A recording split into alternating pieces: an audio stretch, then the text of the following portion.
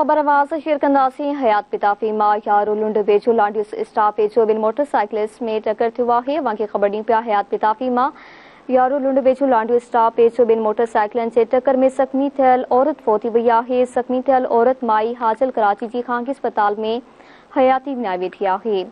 वांगे ख़बर ॾियूं पिया ज़ख़्मी थियल औरत माई हाजल कराची जी ख़ानगी अस्पताल में हयाती विञाई वेठी आहे।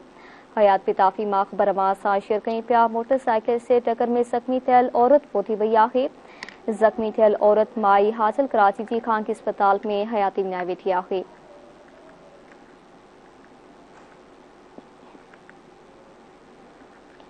हयात पिताफी मां ख़बर अवां सां शेयर कयूं पिया। मोटरसाइकिल से टक्कर में ज़ख़्मी थियल औरत फौत थी वई आहे। तफ़सील मालूम कंदासीं वकार पुरसार खां। जी वकार, वधीक आगाह कजो।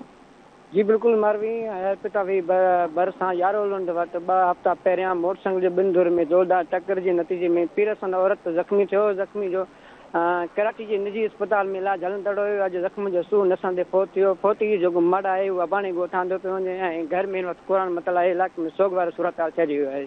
जी मारवी ठीक आहे, महिरबानी वकार आगाह करण लाइ।